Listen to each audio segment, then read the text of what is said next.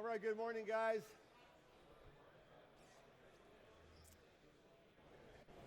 Welcome, there we go. Welcome back to team. I guess I should say Happy New Year. It's now 2016, first team session of the year. Just for your mental preparation, today is week 13 out of 24, so we just passed the halfway mark. Usually we get halfway until Christmas, 2-week break. We now have 12 weeks left, including today, and they're right in the row. There's no breaks between here and the end of the team season, so let's strap it on, get ready to go. 12 Fridays in a row, and we'll finish up the team year. I have, before Christmas, remember right back before Christmas, I told kind of a throwaway, stupid pun joke right at the end. It was the one about chestnuts boasting in an open foyer. Remember that one? Well, somehow that flipped a switch with a few of you guys, and I got a number of emails with that kind of joke attached. So, you may not like that type of joke, but there's a couple here I have to tell because they came from you guys as a response that brightened up my holiday season. So, here we go.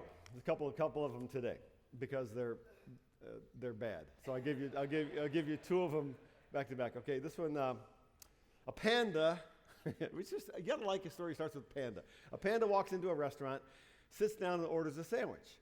He eats the sandwich, pulls out a gun, and shoots the waiter dead. As the panda stands up to go, the manager shouts, "Hey, where are you going? You just shot my waiter and you didn't pay for your sandwich." The panda yells back at the manager, "Hey man, I'm a panda. Look it up." The manager opens the dictionary and sees the following definition for panda.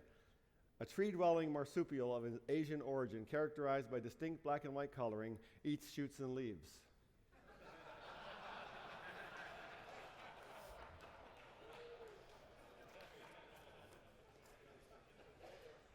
If you need to look that up later for yourself, just type in eat shoots and leaves and it'll come right up. Okay, this one actually leads into the topic for today. 2 men contracted to paint a small community church. Being very cheap, they gave a low bid and got the job. So they pinched and scraped to spend the absolute minimum on materials. Then when they were only partway through the job, they determined that they did not, after all, have enough paint to complete the job of painting the church. Not wishing to spend any more money because it cut into their profits, they decided they'd have to dilute the water-based paint they were using so that it would last longer. They did this a couple more times before they finished, which caused striping on the church as the paint got lighter each time it was thinned. The painters had just about gotten to the top of the steeple when all of a sudden the sky darkened and rain started to pour down. As the paint streamed down the sides of the church, a voice boomed from the heavens. "Repaint, repaint, you thinners. Repaint and thin no more." Okay, those are unbelievably stupid, but it's a good way to start the morning. But that last story segues right into our topic for today. We're talking about the legacy of integrity. See the connection there? And I'm going to show you a clip out of Shawshank Redemption, really one of the great movies in recent years. And there are a number of scenes I could use with different topics out of this particular movie. But in this scene, we find out that Warden Norton, which was his name, the warden is not what he seems. He's skimming money through several dishonest schemes. And Andy is actually, unbeknownst to him, becoming an accomplice in keeping the books, which we'll talk about a little bit later. So watch this scene out of Shawshank Redemption.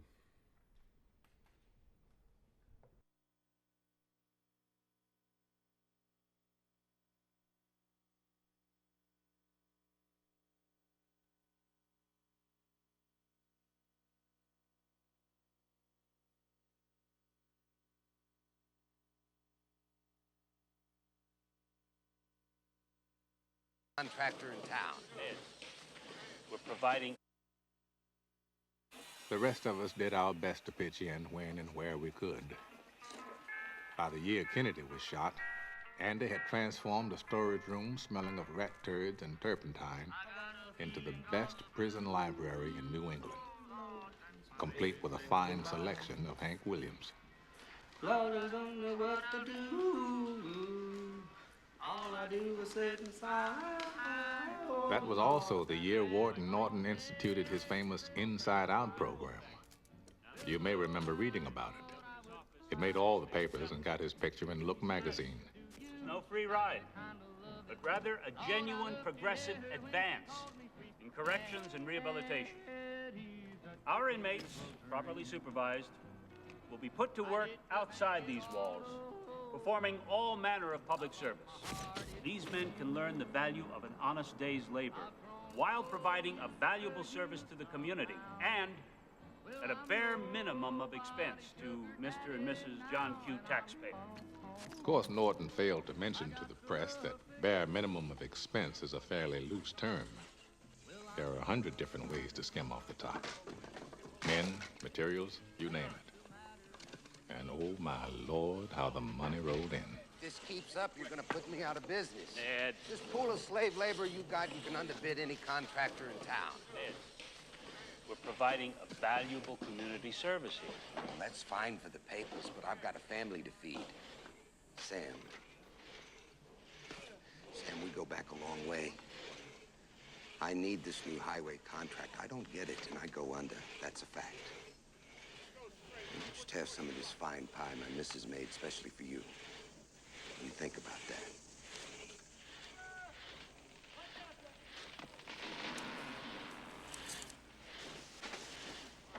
Ed, I wouldn't worry too much about this contract. Seems to me I already got my boys committed elsewhere. You be sure and thank Maisie for this fine pie.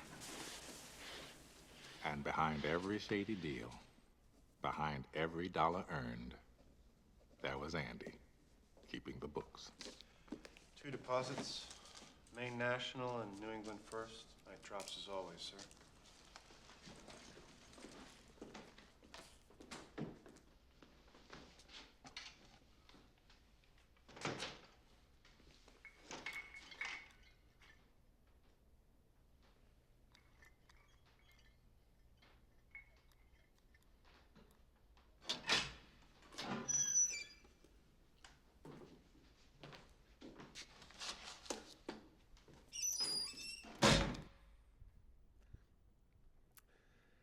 If you've seen the movie, you kind of know how that all comes out at the end.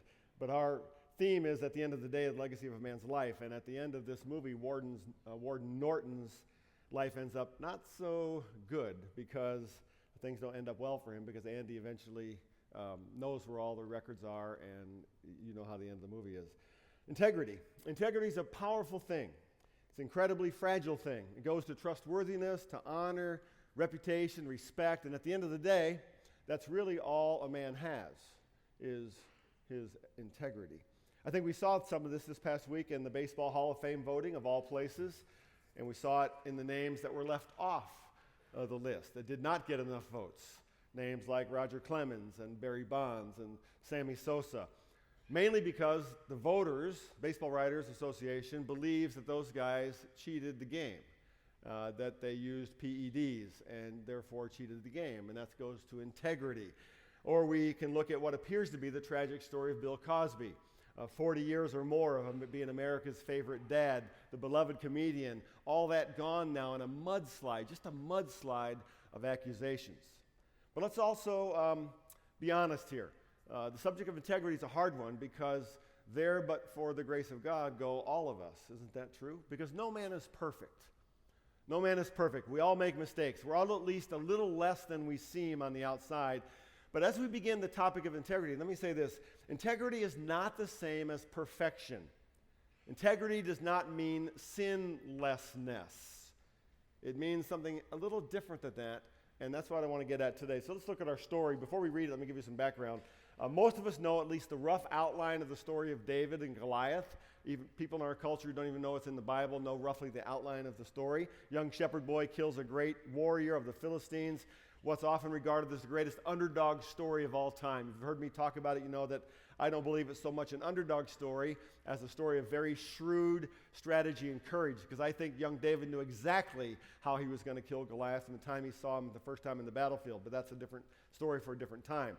But that story of David's victory is key to the story that we look at today. Because a man named Saul is the king of Israel at this time, and God had chosen Saul as the first king of the nation of Israel. Now, Saul couldn't figure out how to defeat Goliath. His armies were day after day listening to Goliath defy them and defy the living God.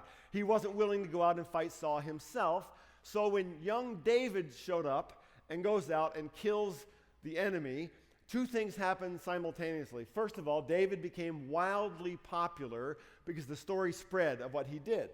Story of courage and success, victory on the battlefield. And Saul, the king, lost face. He lost face. His reputation was damaged with his army, number one, who now wanted to follow David, and with the entire kingdom as the story spread. So Saul becomes insanely jealous of young David and has twice tried to kill him by the time we pick up the story we're going to look at today. Now, David is hiding in the wilderness with a few of his loyal friends, while Saul's army, some 3,000 of them, are trying to hunt David down to eliminate him as a threat, as a rival to the throne of Israel. So that's what's going on behind the scenes. Let's pick up the story. 1 Samuel 24, verse 13 verses. After Saul returned from pursuing the Philistines, he was told, David is in the desert of En-Gedi. Now let me jump in here.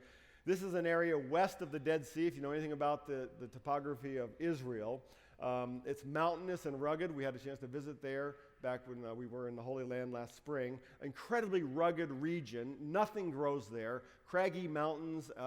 It's really a desert mountainous region. So Saul took 3,000 able young men from all Israel and set out to look for David and his men near the crags of the wild goats. Sometimes this is translated as the springs of the wild goats. The region is very arid, but there are some springs bubbling up in this region, so that's where the wild animals, the goats and stuff, would gather for water. Sometimes shepherds would bring their flocks there. David had formerly been a shepherd, so he knew this area well, knew the caves that he could hide in.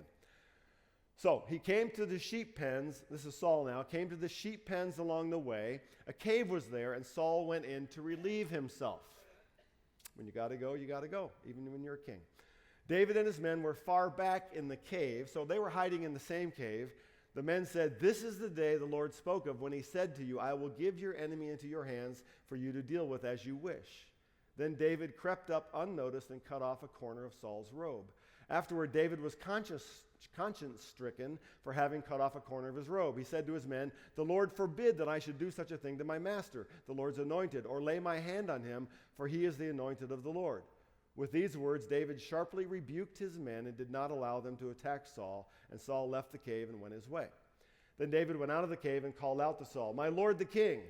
When Saul looked behind him, David bowed down and prostrated himself with his face to the ground. He said to Saul, "Why do you listen when men say David is bent on harming you? This day you have seen with your own eyes how the Lord delivered you into my hands in the cave. Some urged me to kill you, but I spared you. I said, I will not lay my hand on my Lord because he is the Lord's anointed. See, my father, look at this piece of your robe in my hand. I cut off the corner of your robe but did not kill you.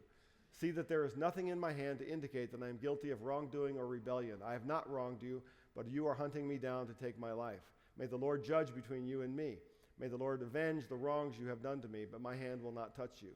As the old saying goes, from evildoers come evil deeds, so my hand will not touch you."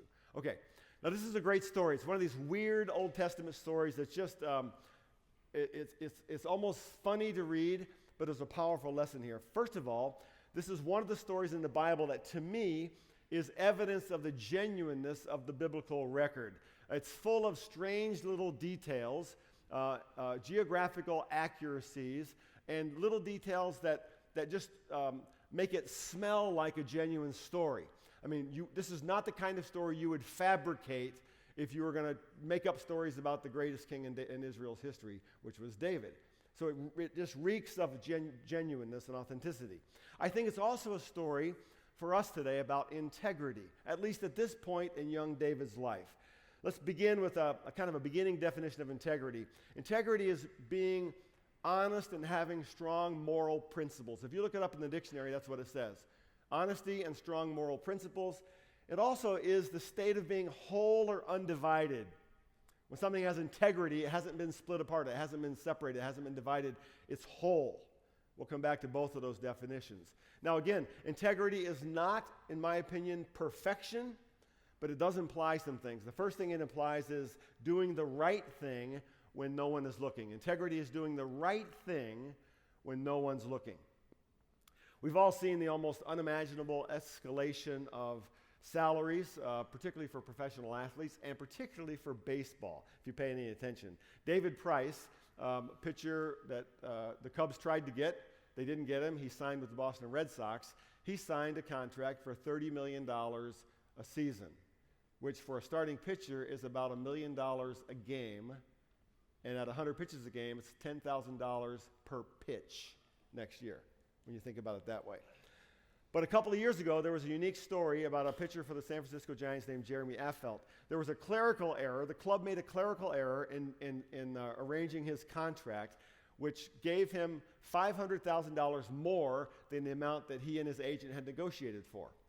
A mistake on the club's part, nothing illegal about it. He would have received $500,000 more than he thought he had negotiated. He voluntarily gave the money back to the club. When he was asked why he did that, when it wasn't illegal for him to do it, he said this: "I can't take that money. I won't sleep well at night knowing that I took money, because every time I open my paycheck, I'll know it's not right." Now, that's integrity.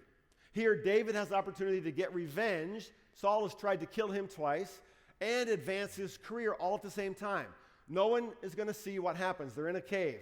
David knows he's popular with the people. They want him to be king. He knows his popularity. He's heard what people say. He knows Saul's trying to kill him. He knows that Saul is no longer fit really to be a king because he's losing his marbles. He's losing his mind. Saul comes into the cave to relieve himself and is totally vulnerable. I mean, is there any more vulnerable position to be in than that position? I think not. All David has to do is either kill Saul himself or give his guys, give his boys permission to do it. Just give them the word. They're ready to kill Saul because they want David to be king. Just like that, career advancement, enemy is gone.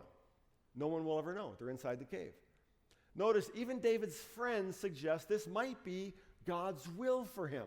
It might be what God has prepared. They say, this is the day the Lord spoke of when he said to you, I will give your enemy into your hands for you to deal with as you wish. So what's David going to do?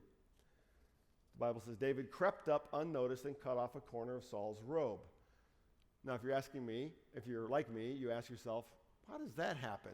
I mean, Saul's taking care of business and is concentrating, but wouldn't he notice? Well, here's the deal.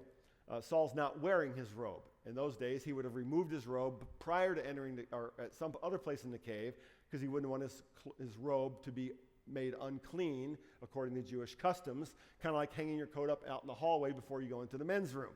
A bigger question is, why would David do this? We don't exactly know. Maybe he was going to go kill him and then lost his nerve or changed his mind. Maybe he just wanted to take a little piece of the robe to be able to show Saul, as he does later, that he could have killed him and chose not to.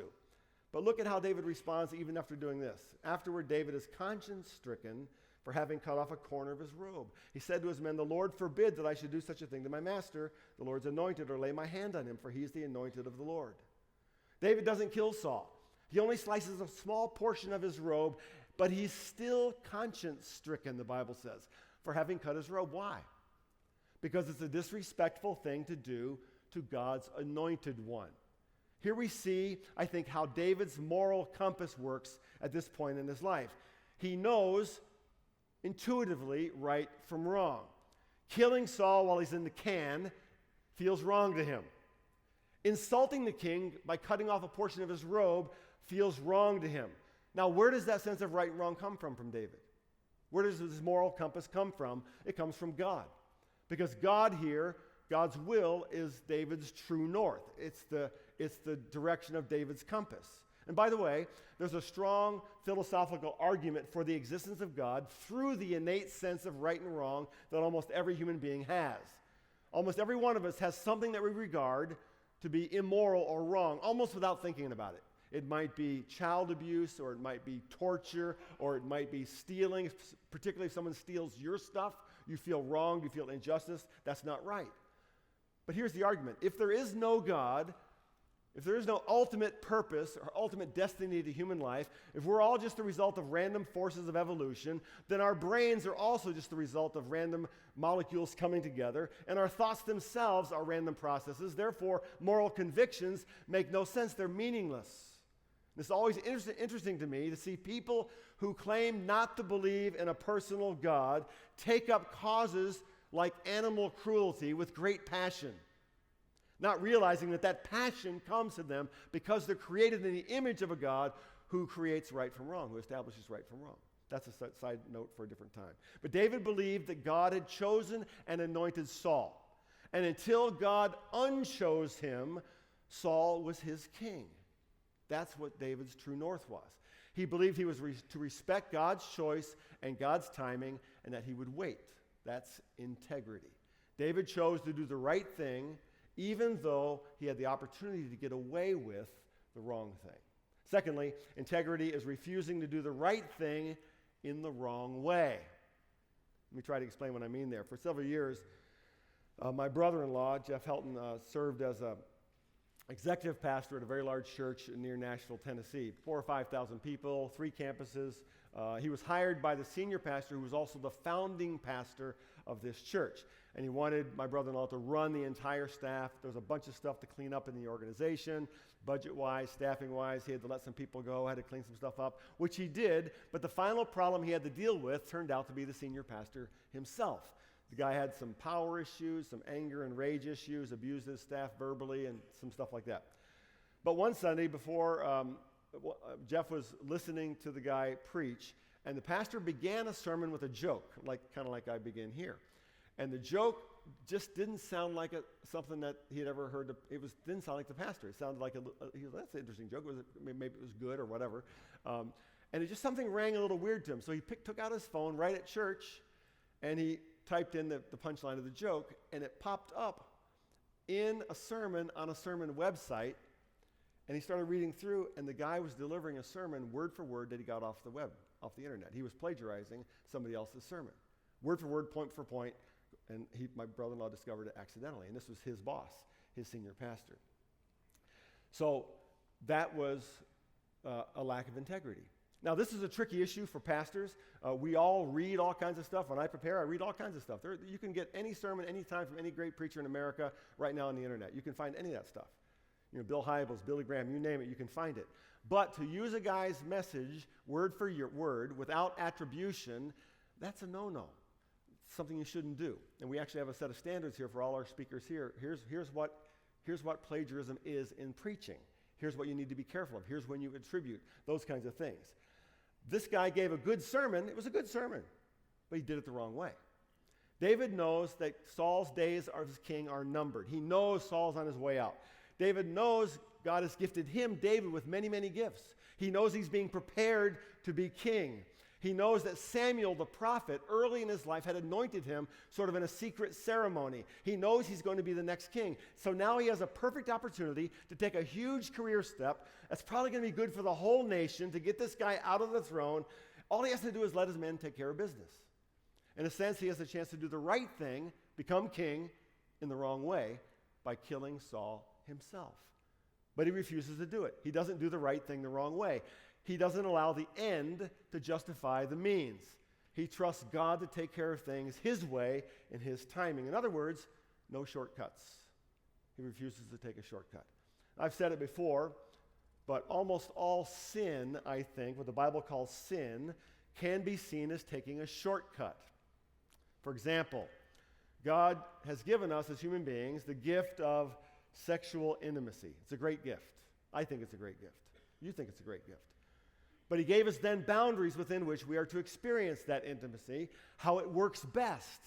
One man joined to one woman for life. It's called marriage.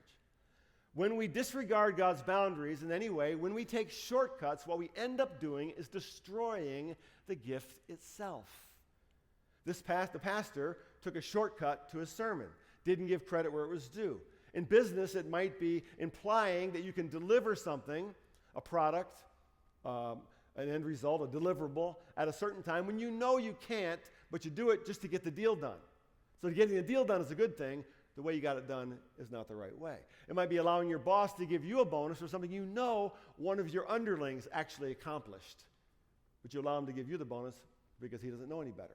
Integrity is refusing to do the right thing, a good thing, in the wrong way. It's refusing to take shortcuts. Thirdly, integrity is being the same person all the time. The same person all the time. In a few weeks, we'll have the Super Bowl. Don't know who's going to play in it. Hope it's not the Packers, but that's just me. Super Bowl's coming up. And you remember a couple of years ago, I don't know how long it was ago now, but the story broke that on the night before the Super Bowl, a player was arrested for soliciting a prostitute. Remember that story? I think it was with the Atlanta Falcons, something like that. And there were several things about the story that got national attention. First of all, It was a juicy story because of the alleged situation. Second of all, it was the night before the game, and what was he doing? And third, the player involved happened to be an outspoken Christian athlete who just that week had spoken at a large prayer breakfast and received an award like Man of the Year or Father of the Year or something like that. So the media just ate up that side of the story, right? It was just too easy. Hypocrite, phony, all that stuff was out there. And it was sad. The player had damaged his own reputation almost beyond repair. I don't know that he ever made it back into the NFL. I don't know if he ever recovered from that. I don't know. He damaged the reputation of the gospel, of Christ himself. But I want to make a distinction here. Like I said, no one is perfect. The Bible is very clear. We're all sinners. We all fail. We all fall short. So integrity doesn't mean that we're perfect or sinless. It means, though, that we are honest about who we are. Even when we mess up, we're honest enough to do the right thing. We're humble enough to admit when we fail. We don't pretend to be something that we're not. We seek to be the same person wherever we are, whether it's the Friday night before the game or it's the Saturday of the game, where it's Saturday night at home or Sunday morning at church. We seek to be the same person everywhere we are. Honesty and with humility, whether that's work, home, church, neighborhood. David's life is a very interesting study in integrity. Early in his life, he demonstrates tremendous integrity in this story and several others. God has blessed him through that integrity. Later in his life, he makes decisions that lack integrity and bring great pain on himself and his family. And he struggles at the end of his life to rebuild the integrity that he's lost. So as men, we want to build a legacy of integrity. Not perfection, but integrity. And integrity is built on the values of honoring God, honoring God's truth with honesty, humility, and transparency, and it's built one decision at a time. Legacy of integrity. Here's what I want you to talk about on the table. Just two questions. First, was personal integrity taught and modeled in your home growing up? What I mean there is, can you think of examples when your mom or dad or someone, maybe a coach or something, gave you a key personal lesson in integrity? Maybe it was about your lunch money at school, or maybe it was about something else, but was integrity taught and modeled as you grew up? Secondly, in what area of your life has integrity been challenged the most? At work, are you put into situations consistently where you're challenged in integrity at work, or maybe in your marriage, maybe with your friends, or some other area of your life? So, how was it modeled growing up? Can you think of an example? And then, where have you been most challenged with personal integrity? Get your coffee, get your donuts. I'll wrap you up, or find me for prayer requests. We'll wrap you up right before 7 o'clock.